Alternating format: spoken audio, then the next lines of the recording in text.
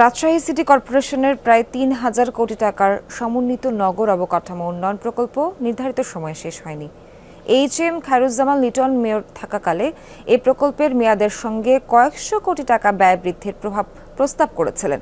তাকে অপসারণ ও প্রশাসক দায়িত্ব গ্রহণের পর কোনো ব্যয় বৃদ্ধি ছাড়াই মন্ত্রণালয়ের কাছে এই প্রকল্পের মেয়াদ ২ বছর বৃদ্ধির প্রস্তাব পাঠিয়েছে সংস্থাটি।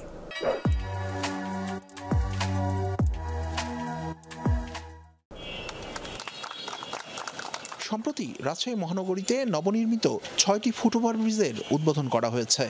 এইচ.এম. খায়রুজ্জামান লিটন মেয়র থাকাকালে রাজশাহী সিটি কর্পোরেশনের প্রায় ৩,০০০ কোটি টাকার সমন্বিত নগর অবকাঠামো উন্নয়ন প্রকল্পের আওতায় এসবের নির্মাণ কাজ শুরু হয়। একই প্রকল্পের আওতায় ৫টি ফ্লাইওভার নির্মাণের কাজ সবে শুরু হয়েছে। তবে মূল প্রকল্পের নির্ধারিত সময়সীমা শেষ হয়েছে গত ৩০ জুন।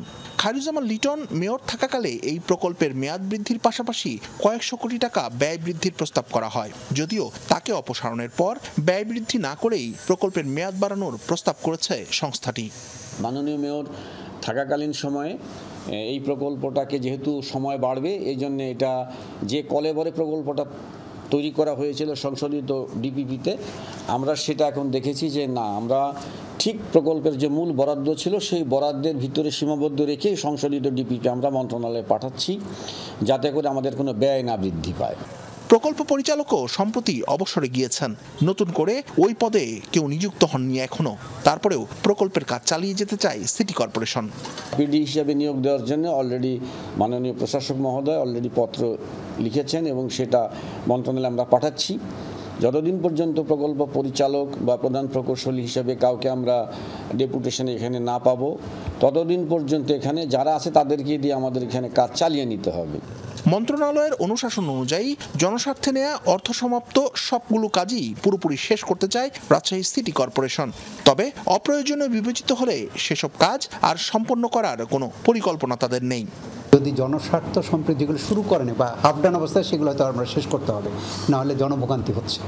আর যেগুলো হয়তো মাত্র শুরু করেছি অথবা শুরু করি নাই কিন্তু জনস্বার্থ অতটা হবে না, সেগুলো আমরা ডিসকন্টিনিউ করবো, অর্থাৎ এগুলো চালিয়ে যাব না। ২০১৮ সালে খায়রুজ্জামান লিটন দ্বিতীয় দফায় মেয়র পদে আসীন হলে সমন্বিত নগর উন্নয়ন প্রকল্পে এ যাবৎকালের সর্বোচ্চ বরাদ্দ পায় রাজশাহী সিটি কর্পোরেশন। মেয়র পদে তৃতীয় দফা দায়িত্ব পালনকালে গণঅভ্যুত্থান উত্তর পরিস্থিতিতে পালিয়ে যান তিনি। মেয়রকে অপসারণের পর ১৯ আগস্ট সিটি কর্পোরেশনে প্রশাসক হিসেবে বিভাগীয় কমিশনারকে দায়িত্ব দেওয়া হয়। শিবলী নোমান, যমুনা নিউজ, রাজশাহী।